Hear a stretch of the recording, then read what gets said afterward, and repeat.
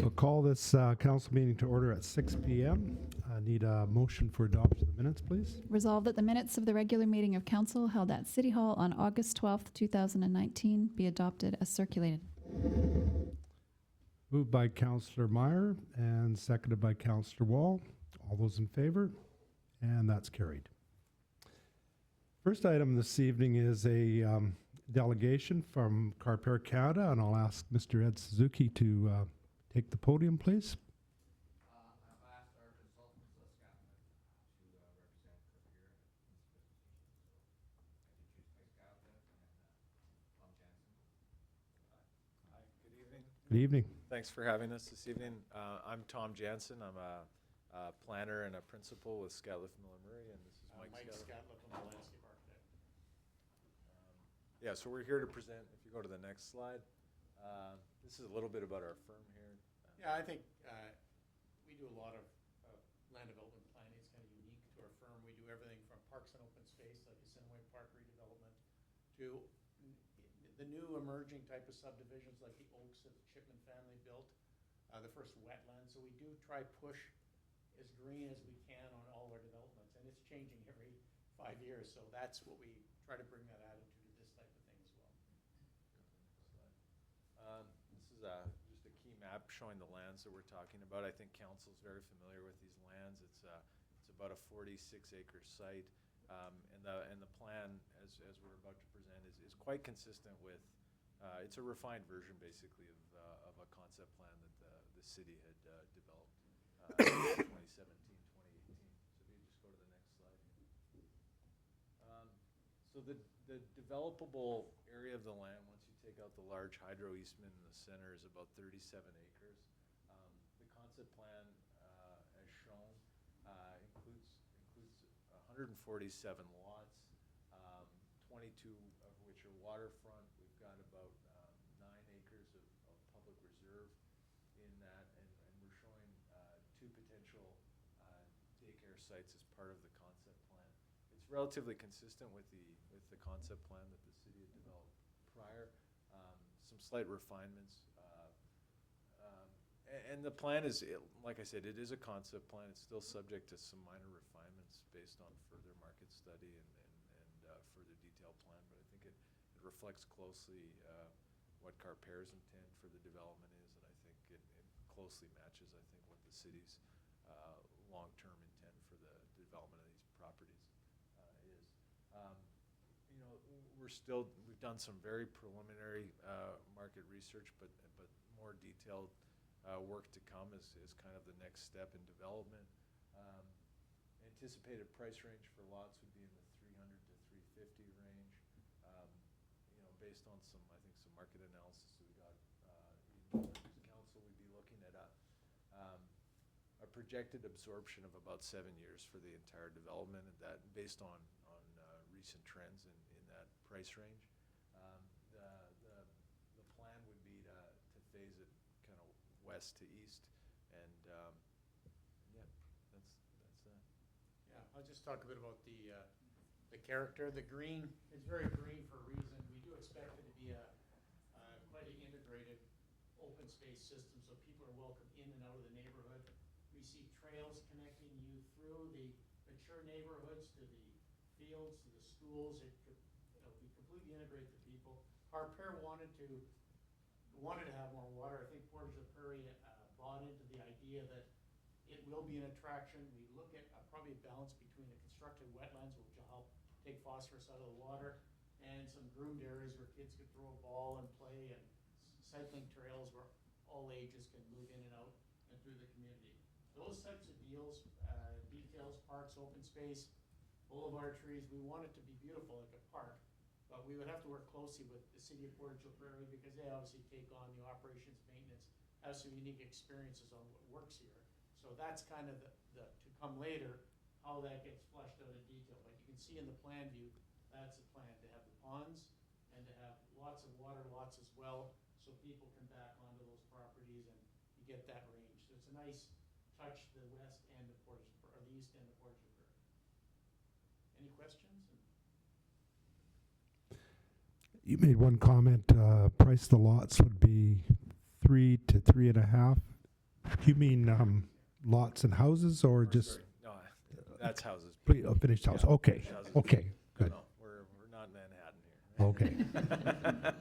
And I think one other thing neither of us mentioned, that there is a connection available here to the south that to allow you to, depending on traffic studies and what the city's looking at, that's a potential connection point there on the south end. I think one other comment is, this table shows a median lot frontage of 55 feet wide and a median lot area of about 7,000 square feet. There's a lot of variety in this, and we think in terms of the price range, there can be a lot of variety too, and that'll be something that we'll dial in, or Carpair will dial in further with market analysis and working with your planners here. Councillor Dragot? Thank you. Potential daycare sites, that's something that I don't think we've ever seen in a development plan for a residential area before. At least I don't think I have myself. Can you explain why that was included in this plan? You know what, it was highlighted as a need and an asset that our client Carpair was interested in including in the plan. Ed may be able to speak to the origins of it, but there's obviously some growth happening in this part of the city. There's some new multifamily that's completed, and I think the sense is that this will be a location for new families in the location, and kind of a always a great asset to kind of any community development. If you read in the Winnipeg Free Press today, I think Manitoba has the greatest shortage of Mhm. daycare spaces in the country, so per capita. Yes, we heard quite, we some consultations and heard a lot of need for daycare spaces, quite high demand. Our position for Carpenter Canada is we want to accommodate, be part of the community, we want to accommodate the demand, provide for the younger families, be part of the workforce, our future workforce, to help us, supplement and support our industrial projects that we have here just north of the city. So this is a more of a collective, more of a bigger picture that we're looking at, to feed the community, support the community, and address the needs for the community. Perfect. Thank you. Other questions from council? Mine's more just a comment that I'm very pleased to see that you've incorporated active transportation at the start of a plan instead of trying to add it after. So thank you for that. Councillor Meyer? Thank you, Your Worship. And the only question I have, and I'm just trusting it's already been discussed to a certain point. Obviously, with that type of increase in families and younger children, and so on, you've already addressed daycares. Obviously, the school that would be around could be a possible issue as well for catchment areas. And our schools right now are probably at their limit, right? So. Yeah, I just wondering how you would address that. well, as part of a typical planning process, once we get into the next layer of development with subdivision and rezoning, school divisions would be part of that process and discussion. Ed, do you have anything you want to add? I believe there's some, we have some discussions of some demand for school development, and that would be on just on that corner there. Mr. Suzuki, could I get you to use the mic, please, just so Sorry. I can hear? Yeah, we had some consultations again in terms of addressing the school demand for students and things like that. So we understand there's going to be some projects being developed on the corner there where close to the just north, up here. Up in that corner, there's going to be some developments, future developments from some schools, I believe. So that's what our understanding okay. is. So. Okay. And then there's school developments on the south as well that's going to be accommodated by that roadway that will.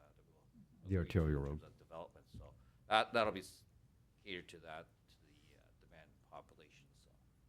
Excellent. And Thank you. typically, once you're happy with the general plan, we meet with the school division anyways, and the province to finalize those details as well. So. Super. Thank you, Your Worship. Go ahead. No, that's everything. Thank you very much. Everything? Any other questions from council? Okay, well, I want to thank all of you for coming out this evening, and found your delegation very informative. Thank you very much. Thank you for the opportunity.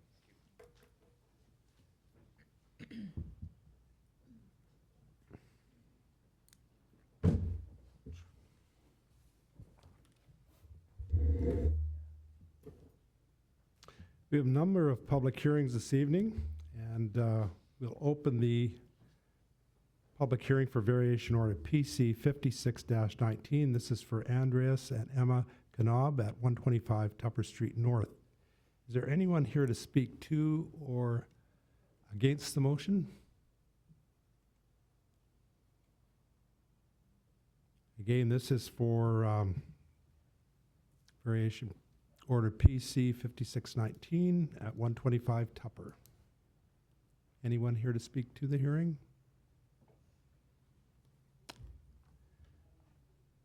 Okay, need a motion to close the hearing.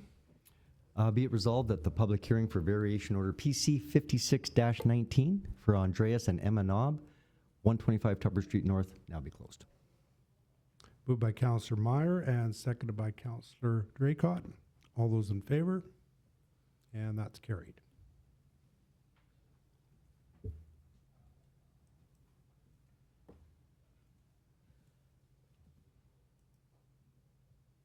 Okay, and first on the agenda for the Planning and Economic Development Committee, once again, is file number PC 56-19.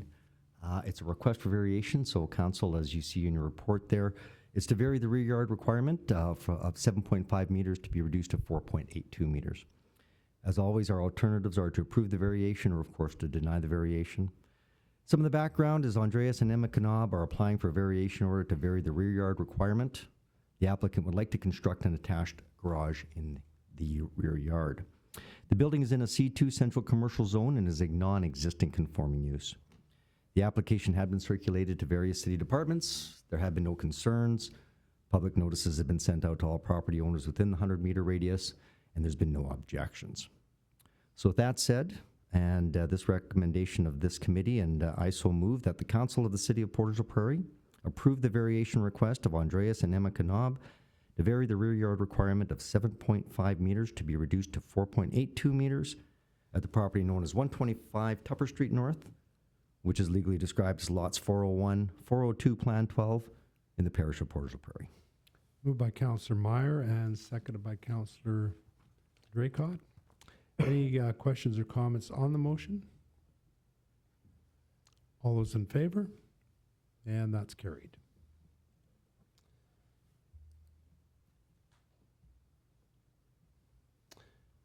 We'll open the public hearing for conditional use PC 60-19. This is for Amy Brooking and Eleanor Sharp at 144 Fifth Avenue Northeast. Is there anyone here to speak to the hearing? Hi, I'm Amy Brooking, and I'm just here to answer any questions if there are any. Did council have any questions? Okay. Need a motion to close the hearing? Be it resolved, and I so move that the public hearing for conditional use PC 60-19 for Amy Brooking and Eleanor Sharp at 144 Fifth Avenue now be closed. Moved by Councillor Meyer and seconded by Councillor Draycott. All those in favor? And that's carried. Okay, and council, in front of you as well for the Planning and Economic Development Committee relating to file number PC 60-19 is the request for conditional use. The issue, of course, is to allow home daycare in an R1 or residential single-family zone.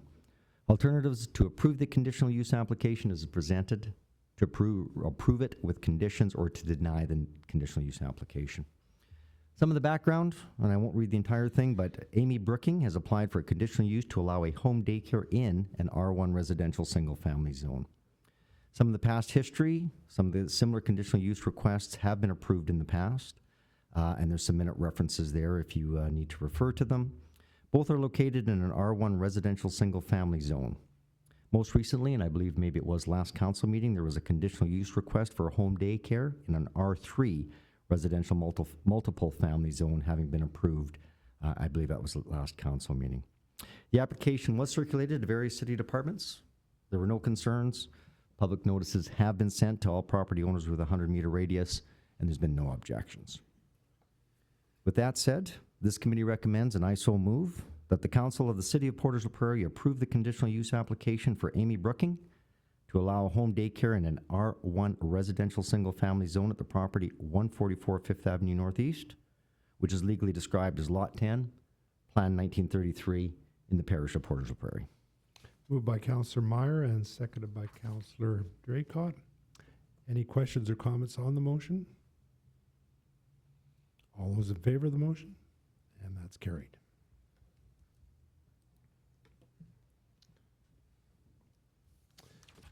We'll open the public hearing for second and third reading. This is bylaw 19-8696. This is PC 22-19.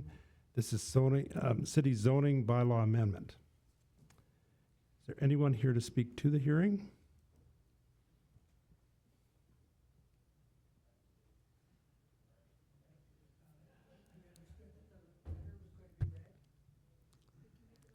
Yes, it's going to be read into the record.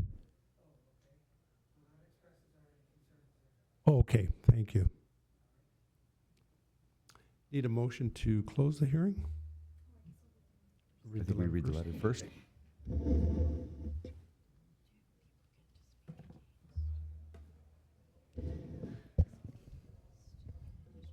This letter is addressed to Mayor and Council.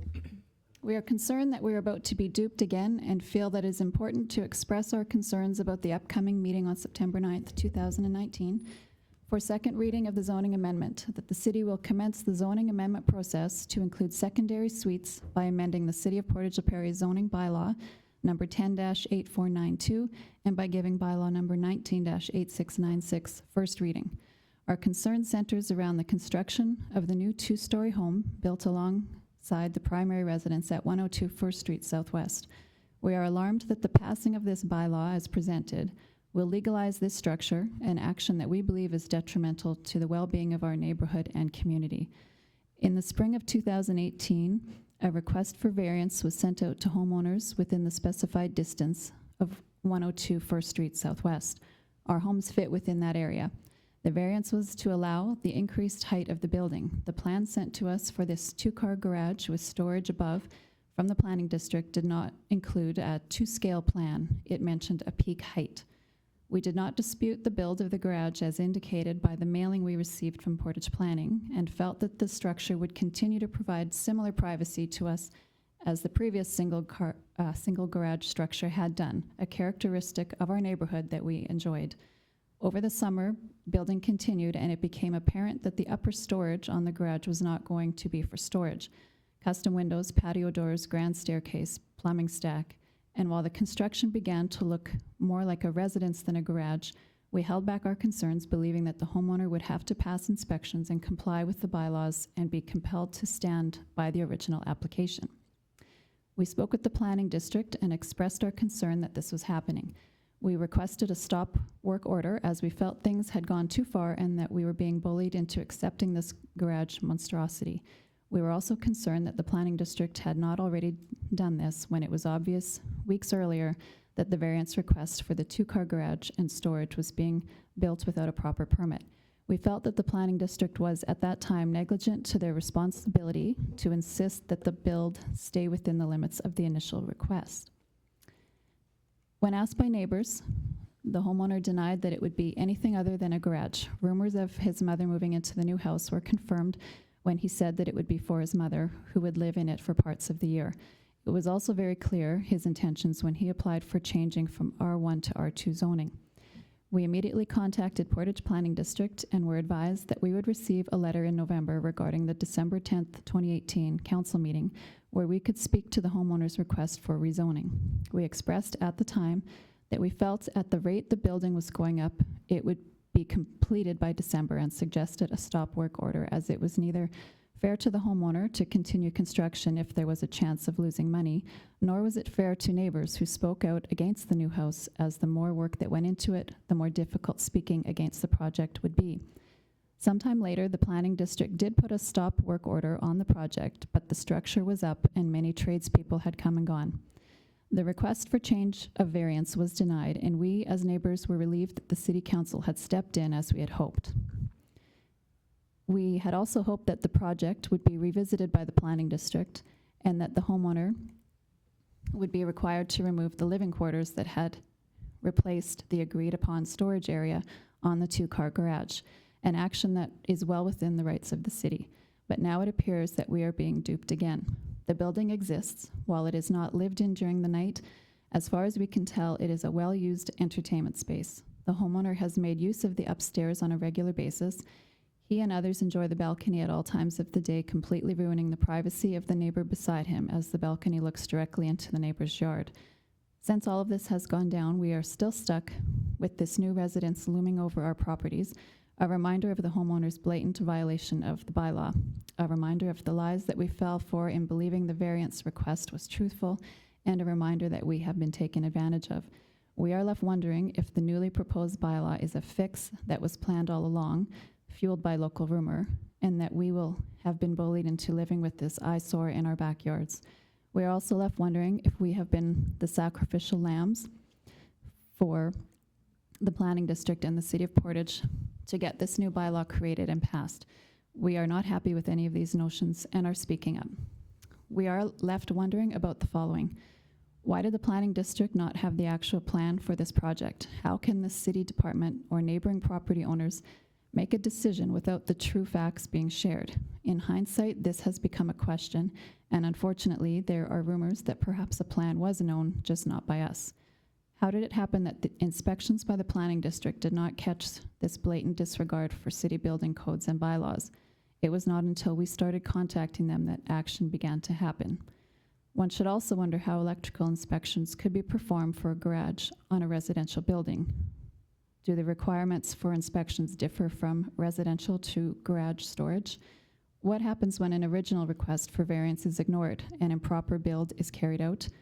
How is it that the planning district has not required the build to be corrected to the initial plan that the homeowner submitted, was approved for, and according to the bylaw responsible to carry out? Why has there been no further action from the planning district since the stop order has been issued? Who is looking out for us? With the original request of the garage and storage area, we did not envision that it would mean losing our privacy. We would not have approved the request for variance had we known the real facts of this homeowner's intentions. We all bought our homes knowing that we were in an R1 area, but none of us anticipated that a bylaw would be changed to accommodate one homeowner. We believe that before any new bylaw is approved that allows this debacle to be swept under the rug, the council needs to have a deeper look at the underlying issue of deception, as the projected two-car garage with storage above has become an additional home on this property. If the new bylaw is approved, it will appear to us that it was created specifically to clean up the mess that has been created through the negligence of the planning district. We feel that we have been manipulated into being the bad guys in this debacle, a debacle of the homeowner's own making because he chose to deliberately move ahead with a plan to blatantly ignore the building laws that the rest of us are expected to follow. We do not begrudge anyone from being able to improve their property, but not at the detriment of other property owners and not in contradiction of the bylaws that are meant to protect us all. If the owner of this property has his way, then our bylaws will no longer have tooth. This will not go unnoticed by other like-minded individuals. Does council want to encourage this kind of business in our city? We are saddened that his choices have put our neighborhood under such stress, as many of us have been impacted negatively by his selfish maneuvering. We are sorry that council has to deal with this mess, but allowing a new bylaw that allows this specific type of build is, in our opinion, suspect and bad business. We truly hope that the council sees clearly the flagrant disregard for city bylaws as we do. While this is a challenging issue, it is not the first time that difficult decisions have come up for council. As an example, look at the April 26, 1999 council minutes regarding 225 Dufferin East. Owner built a two-car garage with a second floor that did not meet the requirements of the permit. He had to remove part of the structure to comply. While it is a challenge, there are local and provincial laws, the Building and Mobile Homes Act, the Manitoba Building Code, the Manitoba Plumbing Code, and the Portage Building Bylaw support your decision-making. Most of all, we rely on the city to uphold the bylaws that protect us as property owners and ensure that laws are not changed in order to legitimize blatant disregard for current bylaws. We urge council to amend the current proposed bylaw to exclude garage suites such as this. We invite you to come to our properties to see firsthand how this impacts us, and we ask that you please consider this information when making your decision regarding this proposed bylaw. Respectfully yours, Lori Carlson Judson and Dave Judson, Alina and Leonard Rossnagel, and Diana Messington Neufeld and Ken Neufeld. Okay, thank you. Need a motion to close the hearing? Be it resolved that the public hearing for bylaw 19-8696, PC 22-19, city zoning bylaw amendment now be closed. Moved by Councillor Meyer and seconded by Councillor Draycott. All those in favor? And that's carried. Okay, council. Here's what we have in front of us. Planning Economic Development Committee, file number PC 22-19 for a rezoning application. So the issue right now is to include secondary suites by amending the City of Portage la Prairie zoning bylaw number 10-8492 and by giving bylaw number 19-8696 a second and a third reading. We have a number of alternatives in front of us based on the Planning Development Act. As per the Planning Act, and after considering the results of the public meetings, council must, within 90 days, choose one of 3 actions to deal with a proposed zoning bylaw amendment. I know we don't take this lightly. Council may give the bylaw a second reading. There are 2 situations under which the bylaw may be given second reading. Under Section 75A, where there are no objections at the public meeting, council may give the bylaw second reading and third reading at the same time. I do want to note that the objection has been received. Under Section 77, where objections are received, council may give the bylaw second reading and must provide notice to all objectors. Under Section 74.2, council may make major changes to the bylaw, in which case it must be re-advertised and a new public hearing meeting held. And of course, council may pass a resolution not to proceed with the bylaw. This would be done under Section 75B, and council must send out the required notices. For the record, I just want to state the letter notwithstanding is that this bylaw has nothing to do with an individual or a single entity. It does represent the entire city of Portage la Prairie, and we're not dealing with a specific issue at this point. Some of the background, the bylaw, of course, is there in front of you. I know and I trust that you've been through it, but I do want to just touch on a couple of things with it. One is that we understand the definition of what a secondary suite is. And the definition, of course, is a dwelling unit that is self-contained, subsidiary to, and located on the same site as a single detached dwelling that is owner-occupied.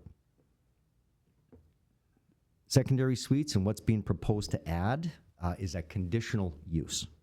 So it's not a permitted use, it's a conditional use. And it would be allowed, if the bylaw passes, in your rural residential, as a conditional use. It would be allowed in R1 as a conditional use. It would be allowed in R160 as a conditional use. It would not be allowed in an R2 and R3, as those are self-explanatory. It would also be allowed as a conditional use in a residential large lot. And of course, council, it would not be in a residential mobile home area. Thing I want to point out, and maybe at this point in time, I would kind of maybe like to, through the mayor, if I could ask our planning, Mr. Brooks.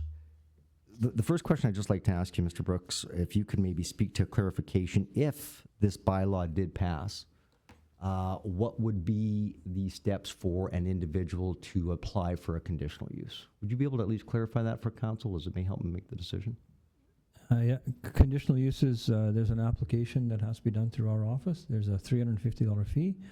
The conditional use is processed through our office. We send letters out to everybody, all property owners within 100 meters of the property, and a hearing is held at council, and at that point in time, people have their chance to either speak for or against the proposed conditional use, and council decides from there, and council's decision is final on it. Thank you. Is that clear to council? And the reason I wanted to bring that up again, and the objection letter notwithstanding, is that the letter does refer to a specific individual or a specific situation.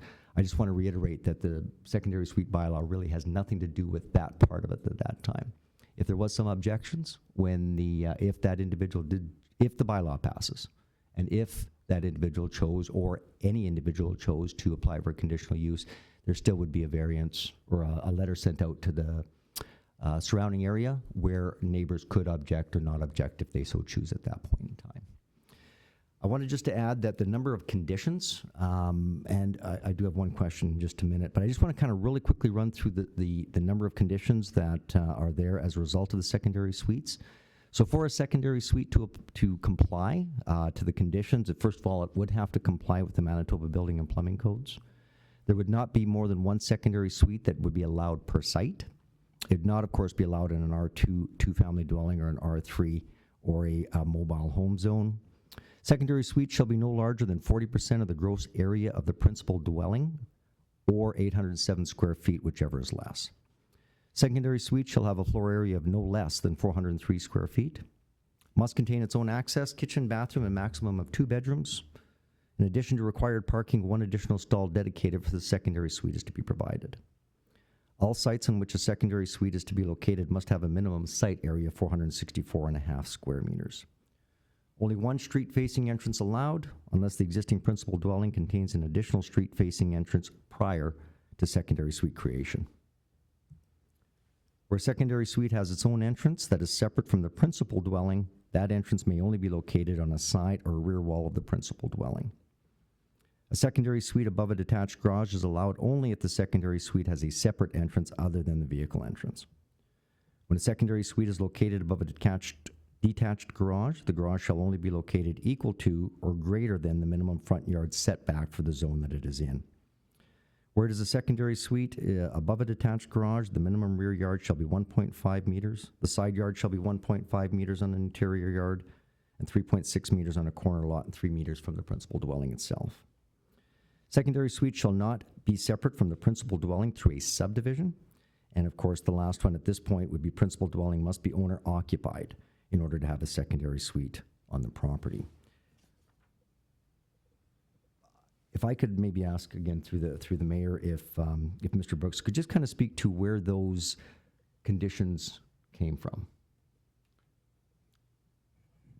Numerous other communities in Manitoba have secondary suite criteria. So I did a search on 5 or 6 different communities and looked at them all and come up with a list of compliance that seemed fairly consistent across the board for all of them. And that's what we put into the bylaw.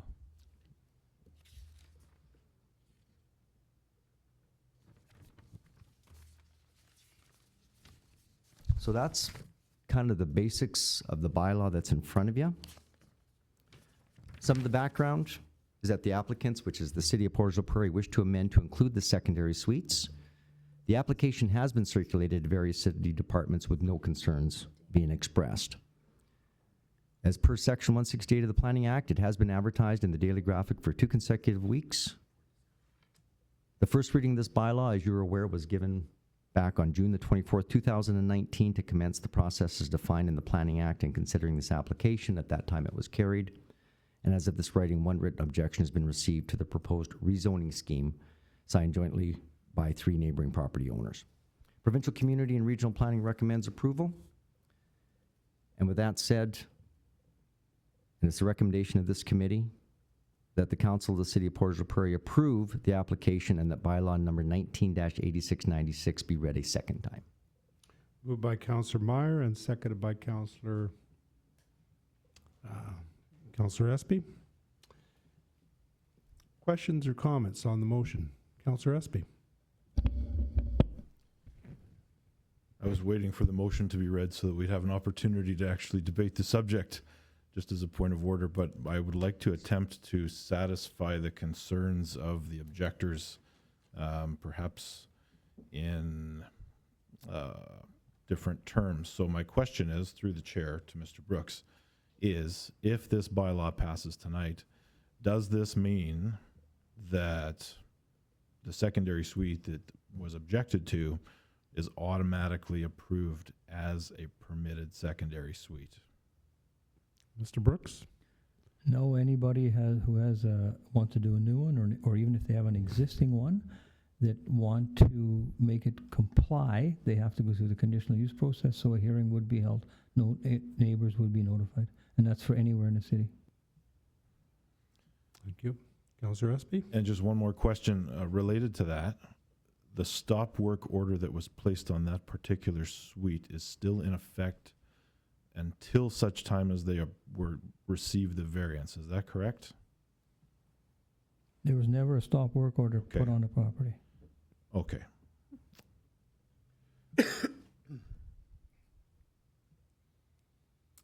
Councillor Draycott. Thank you, Mr. Mayor. I was just hoping, through the chair, if I could get some clarification, thinking big picture, because in a lot of communities, things like micro houses have become something that are desirable to different organizations. For instance, an organization might be interested in helping some people get on their feet, and a micro house might be something more desirable to them than an apartment-style complex. Easier to maintain, lots of benefits to that. Does a micro house fit into our bylaws in any of the other conditions? Short answer, no. So my big picture is, I agree that secondary suite is definitely something that might have been overlooked in the past, something that we need to put in place. However, is big picture including a garage suite as a secondary suite, or a garage suite as a multiple suite on a residence? That would be my question. I would have a desire to have a bylaw in place if there was an instance of more than one suite being requested for a location, that we wouldn't have to go through this process again. Mr. Brooks? Can you just clarify? So you want to have a garage with multiple suites? No, my clarification would be, it may be desirable to developers in the future to have more than one secondary suite, having multiple suites on one location with different sizings available to them. So does a garage suite fit into a secondary suite bylaw, or does a garage suite fit into a completely different bylaw that would address more than one secondary suite? Secondary suites are designed for one only. Yes. So you cannot have more than one on it, period. So my question is the big picture to look at implementing a different bylaw that would have more than 2 dwellings on one piece of property? Have we looked at that in the past? Well, under the Planning Act, you're only supposed to have one principal dwelling per property. So, no, you can't have 3 dwellings on a property. Secondary suites fall under the principal dwelling, so you can have one of those on the property, unless you're getting into apartments and other complexes, then it's different. So in this situation, if I may continue, Mr. Mayor, that let's say an organization was interested in having more than 2 dwellings of a smaller size on a property, would we be then going back to the bylaw to amend a secondary suite bylaw, or would we be looking at another bylaw put in place? And if that was the case, would a garage suite, detached garage suite, fit better into that bylaw than a secondary suite bylaw, because it's already a detached building? I'd say if you're looking at that, you should be going to an R3 because you're having more than one family in it. So Even if it's a developer that wants to have multiple smaller dwellings on it, go to an R3 multifamily, and then it's taken care of in the zoning bylaw already. So the question originally was, is there a zoning amendment that you have already in place where micro suites would be able to be fit into that already? We have nothing for micro suites. The current bylaw states that if you want to have a house, a residence on a property, you have to have a minimum of 800 square feet. So, whatever that is in meters, but roughly 800 square feet is a minimum you can have. If you want to have it less than that, you can apply for variation to be less than that. If you want to put numerous ones on a property, sorry, I shouldn't say that. If you want to have one house on a property and it's less than 800 square feet, you can apply for variation to be less than that. If you wanted to do a bunch of micro ones together and connect them together as an apartment, you can have apartments are 400 square feet, I believe. If you didn't want to connect them and you wanted separate buildings? Then I would say you're still looking at R3 and get a variation to be less than the required. Okay, thank you. Okay. Further questions or comments on the motion? Councillor Meyer? Thank you, Your Worship. I just wanted to apologize to Your Worship and the Council for being out of order by interjecting my comments before the motion was read and the debate was started. So I just wanted to say that for the record. Accepted. Thank you. With that said, I do have a couple of questions, if that's okay. Okay. First question I have, where it says that Principal dwelling must be owner occupied in order to have a secondary suite on the property. And sorry, my question is through the mayor to Mr. Brooks. If the principal dwelling owns the property and sells the property, what happens to that secondary suite? Does that tenant have to leave that property, or do they sell it with that in it?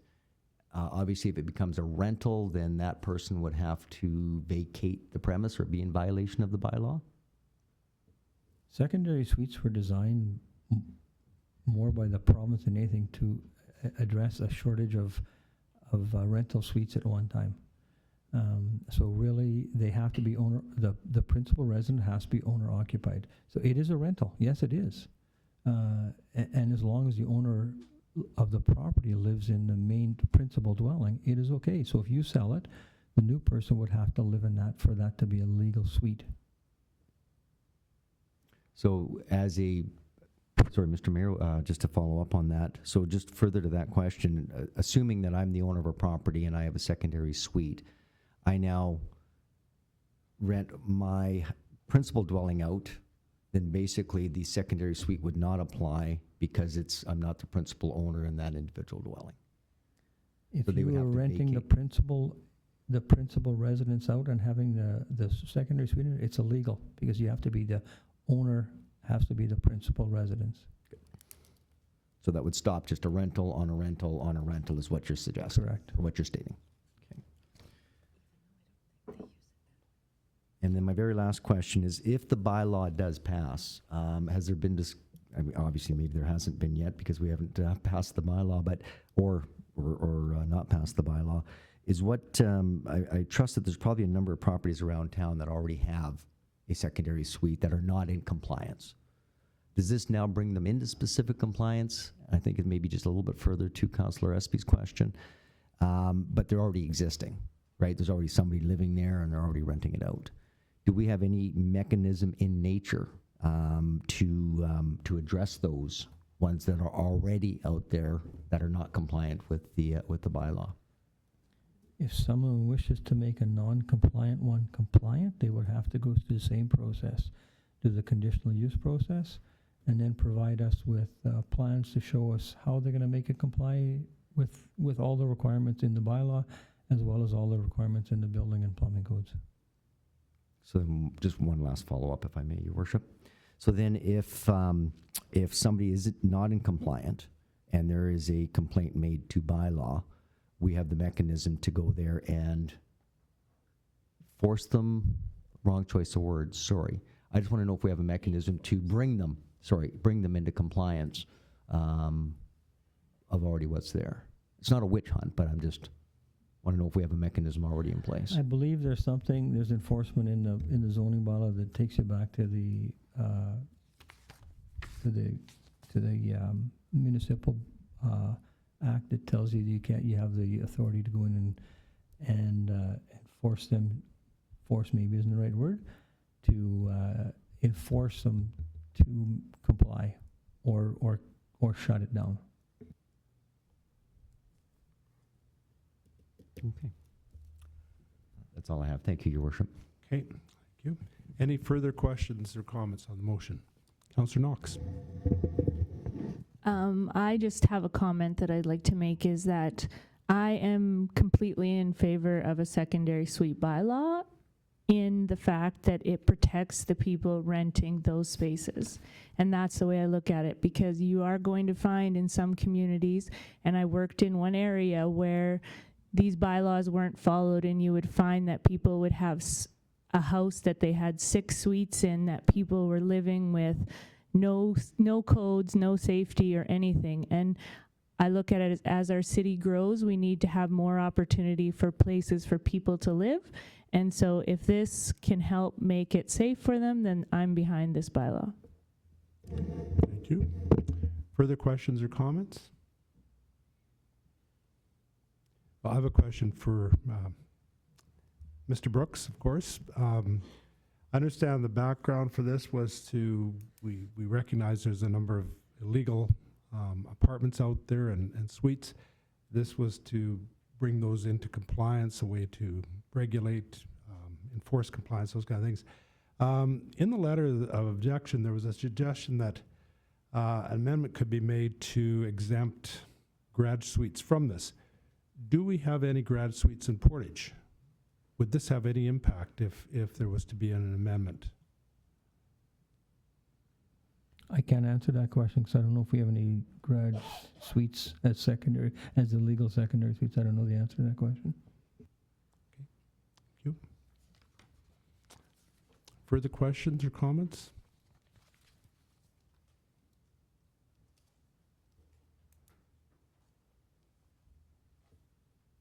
Okay. The question's been called. All those in favor of the motion? Opposed? Okay.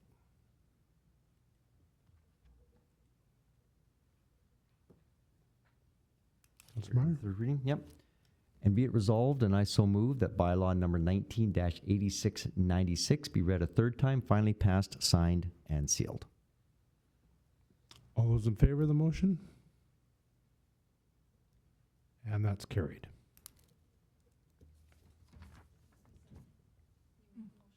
I'm sorry. That motion was moved by Councillor Meyer. Need a seconder for the motion? Councillor Knox? Point of order, sorry. Are we able to pass, given that we had an objection this evening? Yes, we are. The requirement is, can you read out the requirements? I may get Mr. Brooks to read to those. I did read through them very closely, the actual planning development, but would you like to read to that, Brooks? Under the Planning Act, if there's an objection to a zoning bylaw amendment, you have to have one of the two following. You either have to have 25 people, 25 qualified objectors, or 50% of the people, or 50% of the property owners that were notified 100-meter radius. We didn't notify 100-meter radius because this is for the whole city, so we would have to have 25 people object to it before it would go, could only give it second reading and go to a further objection. I understand. Thank you for the clarification. Okay, do we have a seconder on that motion? Third reading? Councillor Knox? Any further questions or comments on the motion? All those in favor of the motion? And that's carried. Going to move into committee. First up is Finance Legislative Property Committee. Tonight for Councillor Buds is Councillor Espy. Thank you, Your Worship. The first item, unfortunately, I must declare an interest in, so I'm going to ask to be recused and pass this off to Councillor Wall.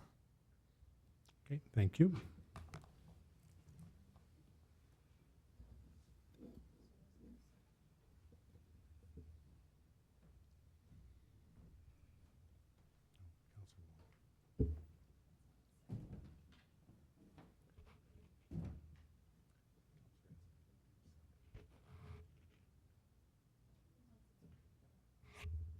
Councillor Wall? Yes, Your Worship. We have before us this evening an offer from Carpair Canada, 100288586 Manitoba Limited, to purchase the 45.6 acre parcel of city-owned land legally described as portion of Parcel B, Plan 35396, roll number 341905, as highlighted on the included map. The alternatives are to accept the offer to purchase, counter the offer, or deny the offer to purchase. Administration issued the Southeast Development Phase 2 RFP concerning the sale of an approximate 45.6 acre parcel of city-owned land for the purpose of developing residential land on August 23, 2018. The RFP required a minimum purchase price of $19,650 per acre to reflect the property's assessed value and city's infrastructure investment. The RFP closed on October 5th, 2018, with no proposals received. In May 2019, Carpair Canada submitted a proposal to purchase the 45.6 acre parcel of land at the minimum purchase price and to work within the terms and conditions of the that are outlined in the RFP. They requested the council hold the land for 90 days, commencing June 5th, 2019, allowing them to develop a concept plan and timeline for review and consideration by council. Carper will present this concept plan to council at the September 9th meeting, as we saw this evening. Carper Canada has offered to purchase the 45.6 acre parcel legally described as Lot B, Plan 35396, for the sum of $896,040 for the purpose of developing residential land. The administrative recommendation, and I so move, is that the City Council of the City of Portage la Prairie approve the sale of the 45.6 acre parcel of city-owned land legally described as Lot B, Plan 35396, for the sum of $896,040 to Carper Canada, 100288586 Manitoba Limited, for the purpose of developing residential land, and authorize the city manager to negotiate the terms of a sale and development agreement. Moved by Councillor Wall and seconded by Councillor Draycott. Any questions or comments on the motion? All those in favor of the motion? And that's carried.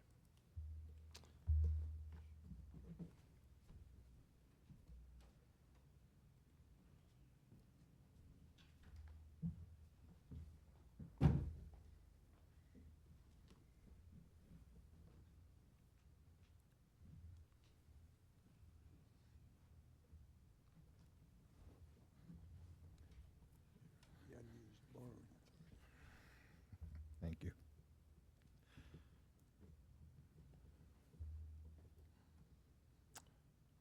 All right, next item on my agenda for Finance, Legislative, and Property Committee is a housekeeping item. It is to cancel the remaining authorized borrowing authority for a 2007-08 road construction project. I read the detailed analysis at the last council meeting, if you recall, when this was given first reading. So I will get right into the second reading. The recommendation is that the Council of the City of Portage la Prairie approve cancellation of $145,000 in unused borrowing authority from its 2007-08 borrowing authority, Municipal Board Order E07-152, E07-186, and E08-211 by giving bylaw number 19-8700 second reading, and I so move. Moved by Councillor Espy and seconded by Councillor Meyer.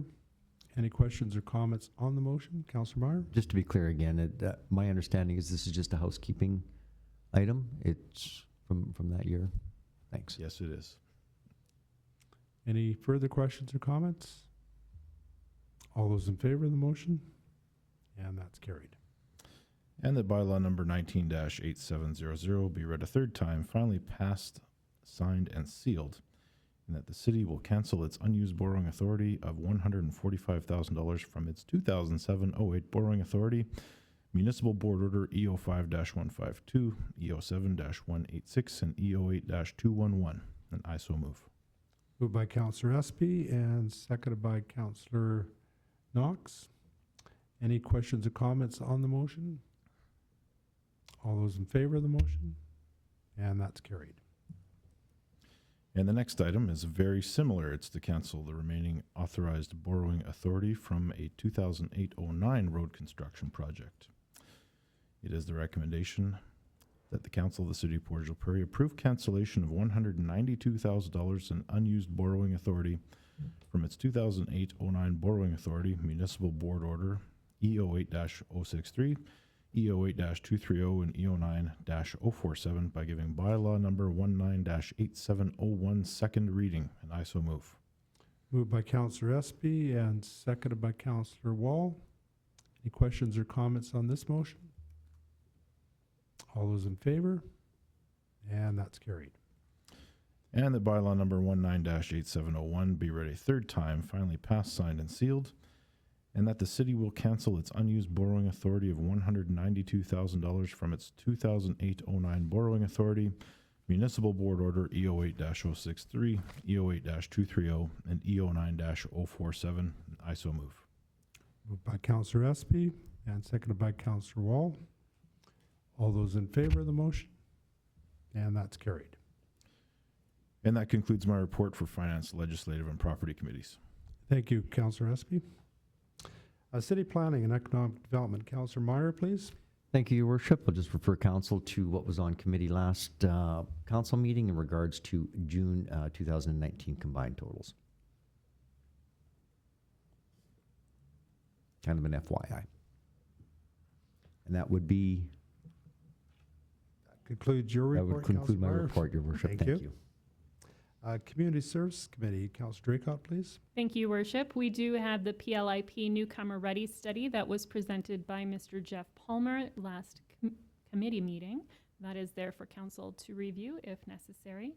As well, Community Services does have the second quarter reports for the Heritage Committee as well as the Parks Committee attached to my council meeting this evening. Unless there's any questions that have come up about either of those reports, that would conclude my report. Just two questions. Since the last council meeting, there was a big party over at Simplot Park. There was. And I assume that was pretty successful. It was a very well-attended party. Thank you very much to Simplot, as they were the sponsors of that party in the park this year. It was the second annual party in the park, and so we will be looking forward to that taking place in August again next year. A very great event, free for all that attended, and we had fries and hot dogs and games and activities, and lots of partnerships were there for the Parks Committee as well. Rock was able to volunteer. We did have volunteers from McCain's and Simplot as well as the Parks Committee and many others. So very well attended event with us able to get some information out as well about ongoing fundraising opportunities for the interactive water fountain that the Parks Committee is working towards. So it was great. Okay, thank you. Waterworks Committee, Councillor Wall, please. Oh, Yes, Your sorry, Worship. did I miss a question?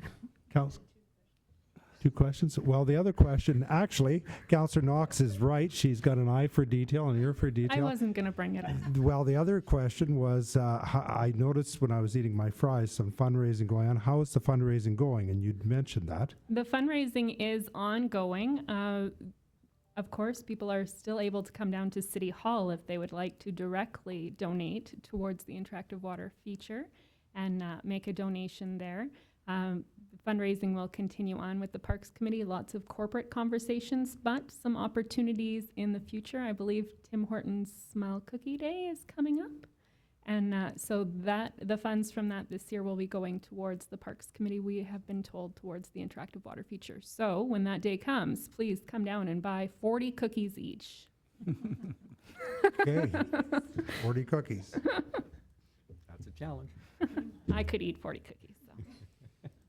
Thank you, Councillor Draycott. That was my second question. Thank you.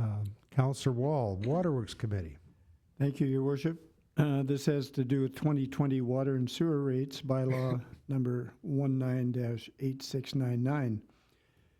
The issue is to provide second reading for bylaw 198699 in support of the city's application to the Public Utilities Board for 2020 water and sewer rates.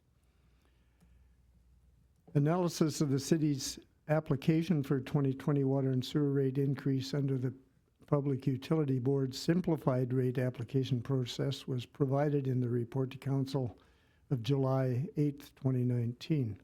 The Public Utilities Board has requested that the city complete a second reading and approval of this bylaw in advance of posting the notice of application.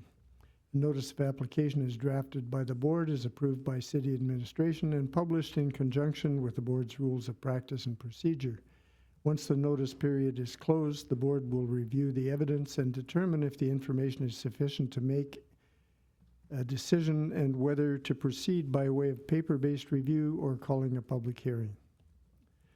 The recommendation is that the Council of the City of Portage la Prairie gives second reading to the 2020 water and sewer rates bylaw number 198699.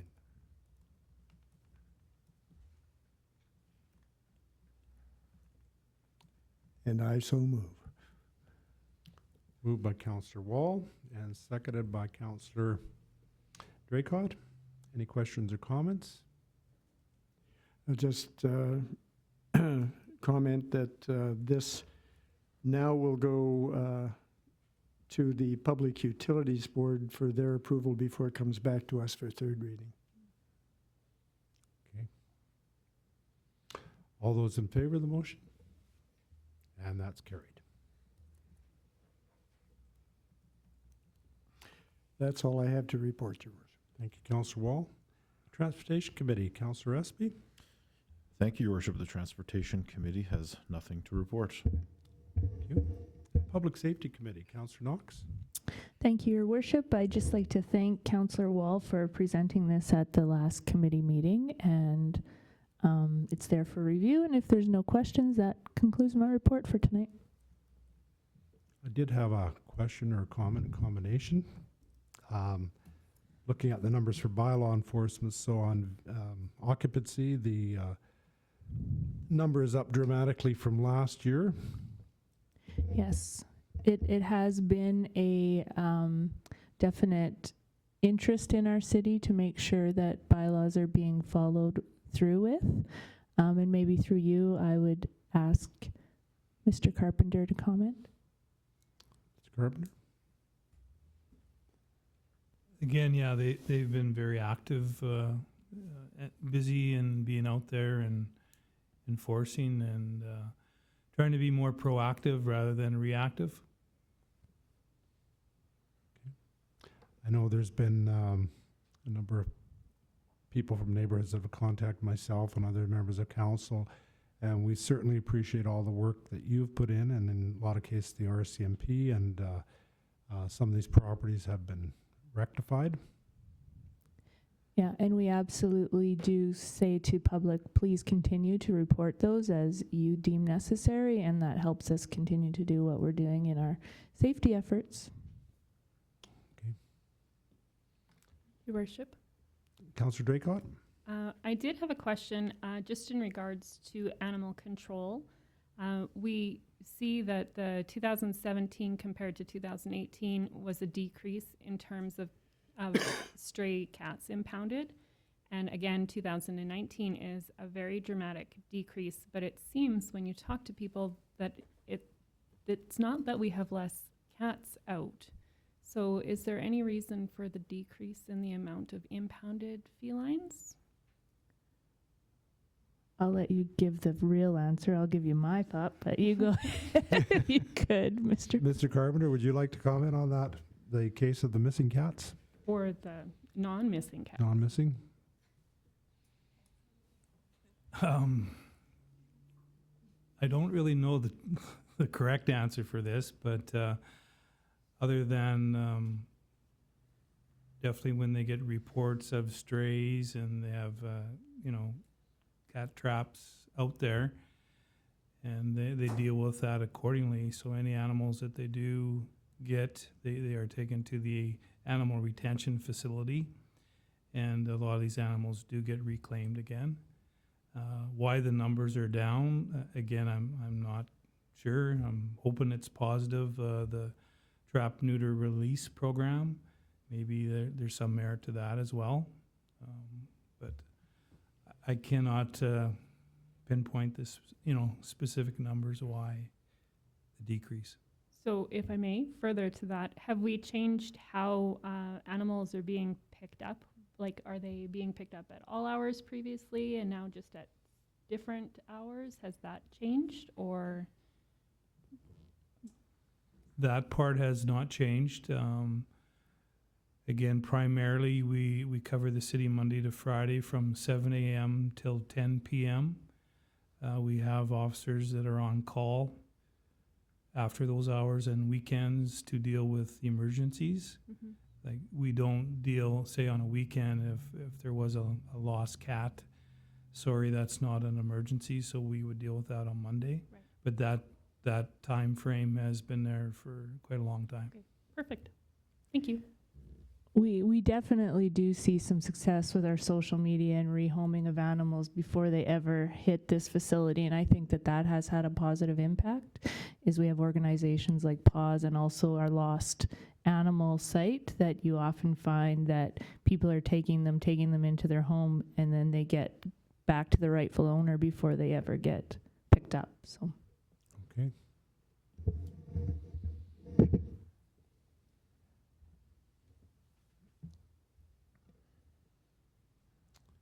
And that concludes Public Safety's report. Again, that concludes my report.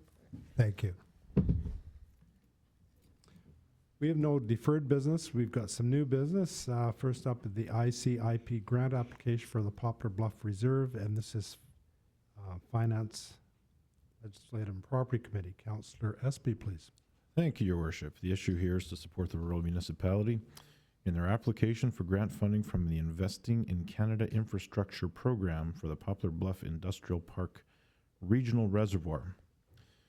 The city and the RM and the Yellowhead Regional Water Co-op have been working with the Manitoba Water Services Board and Stantec to design a water supply pipeline from the water treatment plant to Poplar Bluff Industrial Park and Reservoir with the PBIP that would increase the water supply and water pressure to the PBIP and YRWC customers.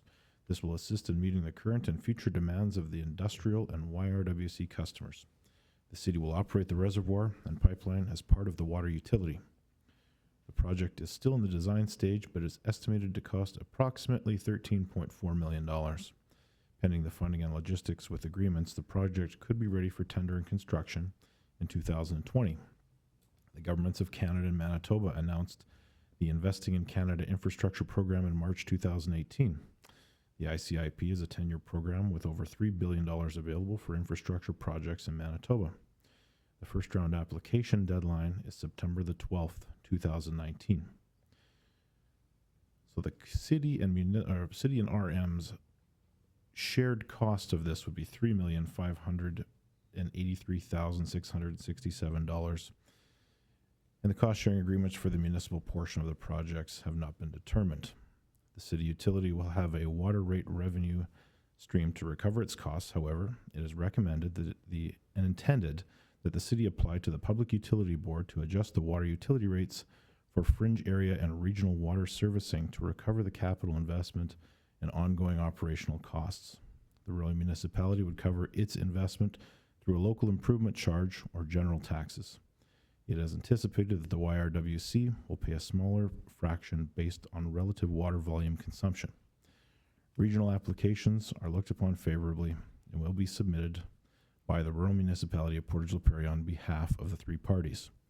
A resolution from the city RM and YHWC is required for the application process. So, it is the administrative recommendation that the Council of the City of Portage la Prairie support the rural municipality of Portage la Prairie in their application for grant funding for the Poplar Bluff Regional Reservoir and Pipeline Project through the Investing in Canada Infrastructure Program Green Infrastructure Stream, with the municipal share estimated at $3,583,667, and further, that the Council of the City of Portage la Prairie commit to its share of the municipal cost, which is divided between the City of Portage la Prairie, Rural Municipality of Portage la Prairie, and Yellowhead Regional Water Cooperative. And I so move. Moved by Councillor Espy and seconded by Councillor Wall. Any comments or questions on the motion? All those in favor of the motion? And that's carried. And the next item of new business is also finance. Councillor Espy. More on the Investing in Canada Infrastructure Program. The issue is to make an application for grant funding through this program for up to 5 projects. The province and federal governments announced a joint Investing in Canada Infrastructure Program that will provide funding for municipalities and other specific organizations. Applications for funding are due in September, and council resolutions specifying the priority of each project and commitment to fund each project. The program is divided into 4 investment streams. 1, the public transit infrastructure stream, $546 million. 2, the green infrastructure stream of $451 million, of which there are 3 sub-streams climate change mitigation, adaptation, resilience, and disaster mitigation, and environmental quality. 3, community culture and recreation infrastructure stream. And 4, rural and northern communities infrastructure stream.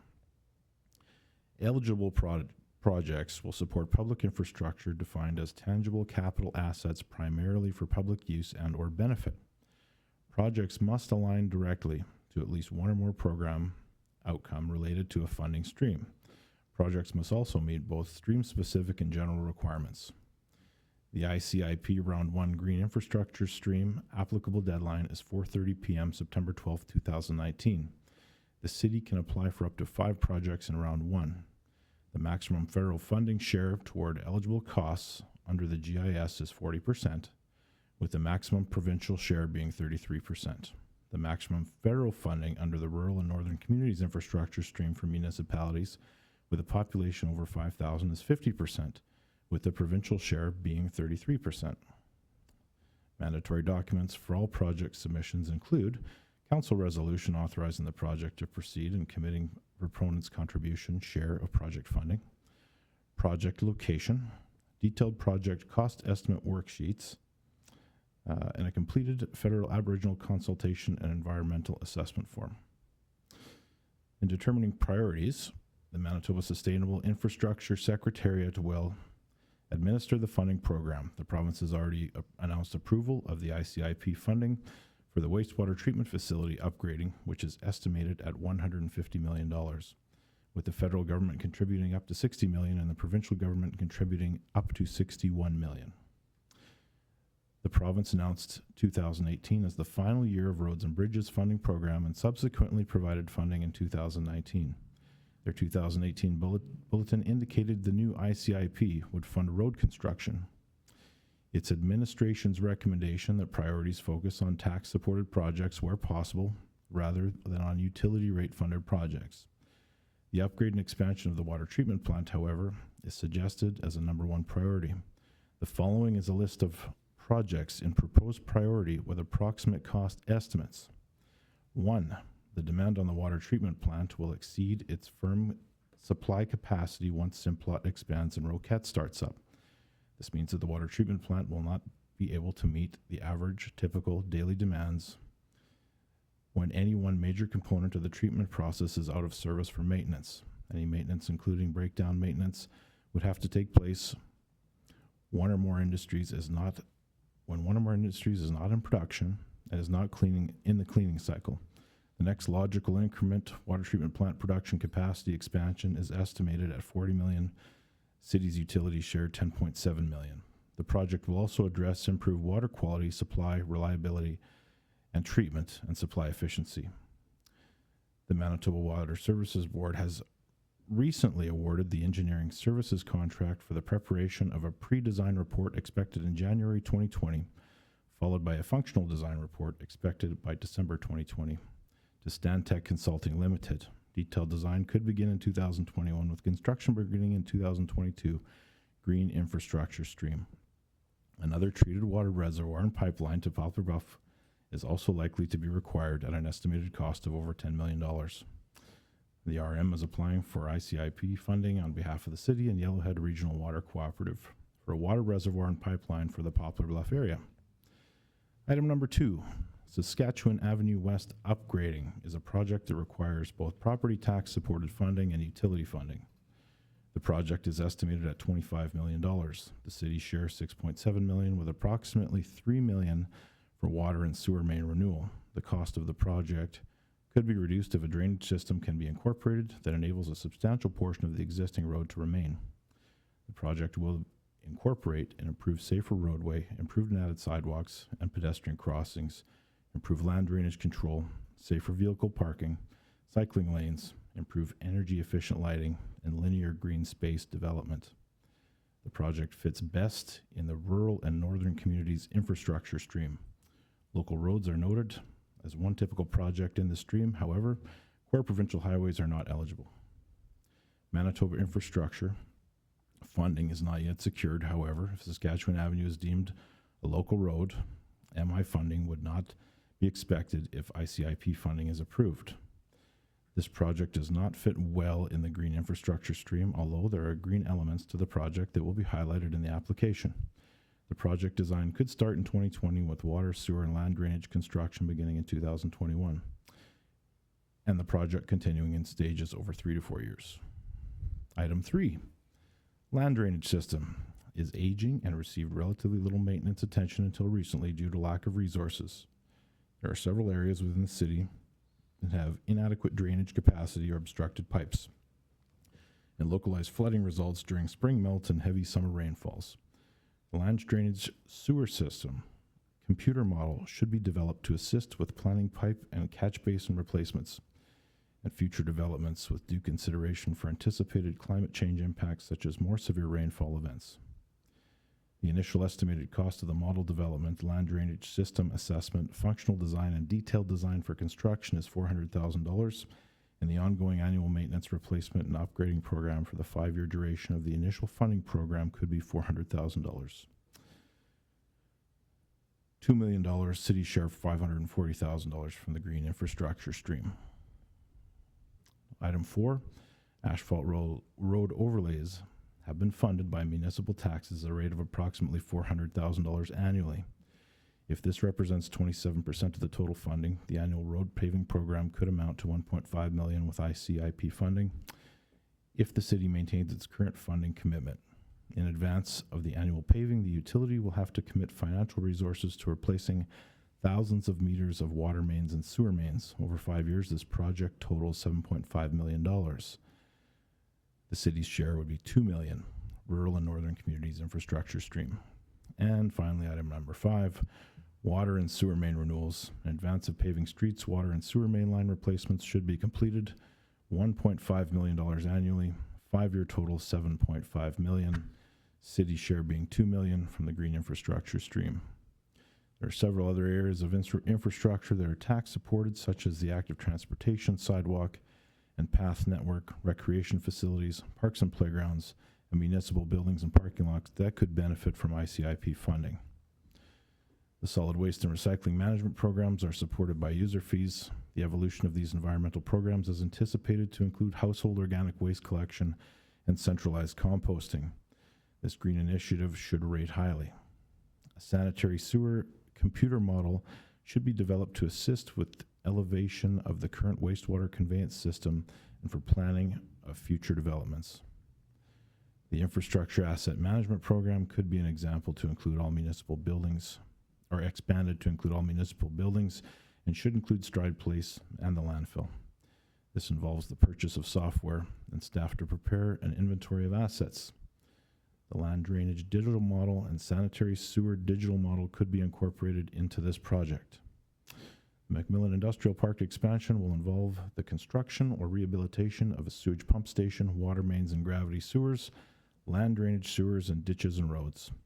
A sustainable community plan should be developed to guide future development investment. The dredging of Crescent Lake and/or creating a naturalized aquatic environment with planned vegetation and harvesting for nutrient control, along with the creation of fish habitat with aeration, could be a future project. Other projects that address energy conservation, such as changing to electric vehicles, electric charging stations, renewable energy sources for city facilities, and climate change adaptation, could be addressed in 5 years' time. It is the administrative recommendation that the Council of the City of Portage la Prairie, 1, submit the project titled Upgrading and Expansion of the Water Treatment Plant for grant funding through the Investing in Canada Infrastructure Program Green Infrastructure Stream, and commit to provide its share of the cost of the project in an amount estimated to be $10,700,000. 2, submit the project titled Saskatchewan Avenue West Upgrading for grant funding through the Investing in Canada Infrastructure Program Rural and Northern Communities Infrastructure Stream, and commit to provide its share of the cost of the project in the amount estimated to be $6,700,000. 3, submit the project titled Land Drainage System Model and Upgrading for grant funding through the Investing in Canada Infrastructure Program Green Infrastructure Stream, and commit to provide its share of the cost of the project in the amount estimated to be $540,000. 4, submit the project titled Municipal Road Renewal for grant funding through the Investing in Canada Infrastructure Program, Rural and Northern Communities Infrastructure Stream, and commit to provide its share of the cost of the project in the amount estimated to be $2 million. And 5, submit the project titled Water and Sewer Main Renewal for grant funding through the Investing in Canada Infrastructure Program, Green Infrastructure Stream, and commit to provide its share of the cost of the project in the amount estimated to be $2 million. And I so move. Moved by Councillor Espy. Could you repeat that? And Certainly. seconded by Councillor Wall. Questions or comments on the motion? Councillor Draycott?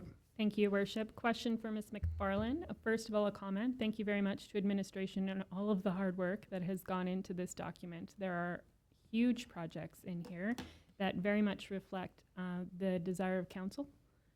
And so thank you for putting that much effort into it. My question, as this is a 5-year program, and it requires province and federal government to come to table to it to make this work for our community, are there any concerns if there is a change in government at either level that this program will change for our 2020 budget year? Well, there's always a concern that year after year things change in government, even when there isn't a change in government. And so I can't take the credit for all the work here. I do have to give that to Kelly Braden from our operations department. And, he has put a lot of work into this. Kelly, would you like to talk about what potentially you would see in your crystal ball in future about funding here? Not really. I think the point is taken that in order for us to be even considered, we do have to have this resolution on file. So it's in our best interest to apply for everything and anything. And, whether the city has the funding to match at the time will have to be considered too, but at least this is step one. My apologies to Mr. Braden. I did want to include all of administration in my great thanks. Thank you. Other questions or comments on the motion? Okay. All those in favor of the motion? And that's carried.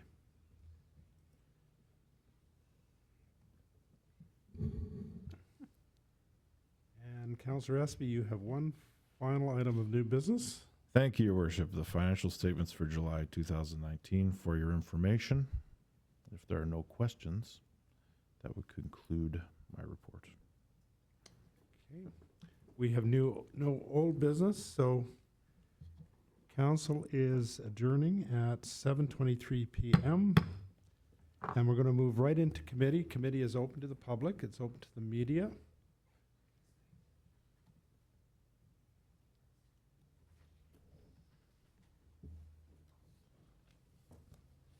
We'll call committee to order at 7:23 p.m.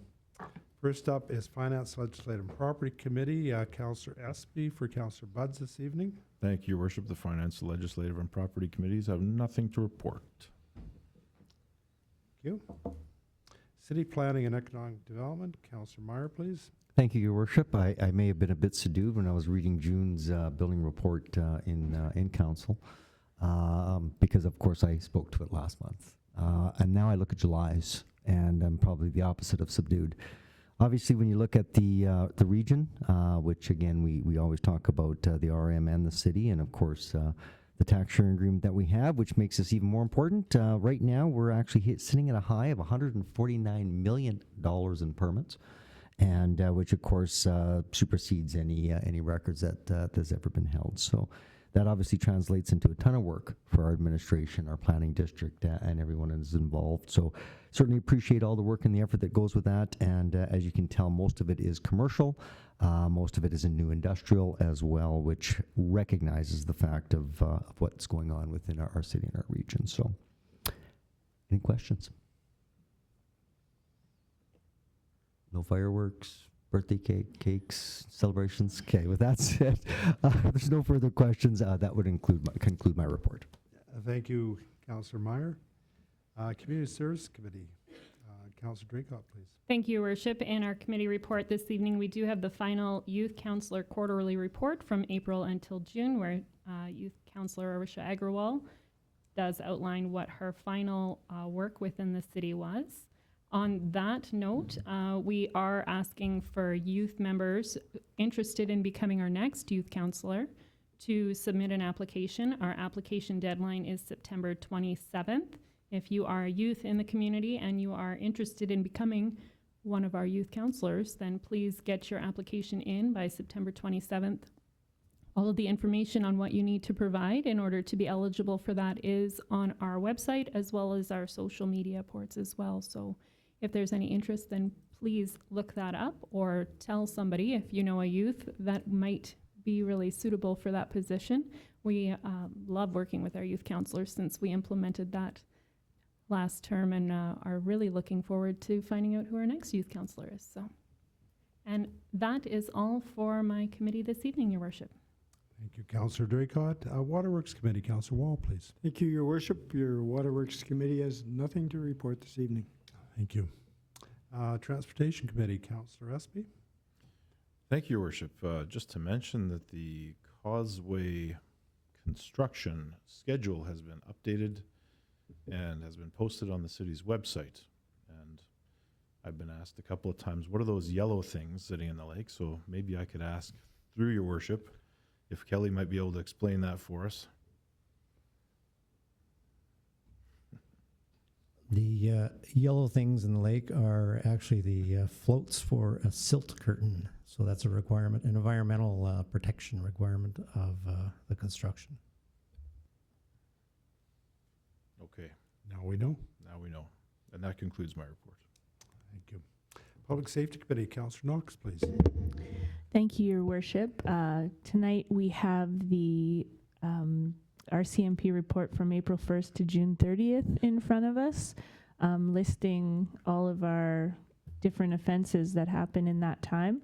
I have to say, in reading the report, I was a little bit surprised to see that compared to last year that our property crime was down in that time, considering kind of some of the public information that we have. So I do know from talking to our members is that we probably will see that go up from our July-August report because it was quite active for them.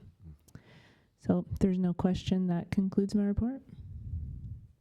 Thank you, Councillor Knox. And so committee is adjourned at 7:28 p.m. Thank you for coming out, everybody.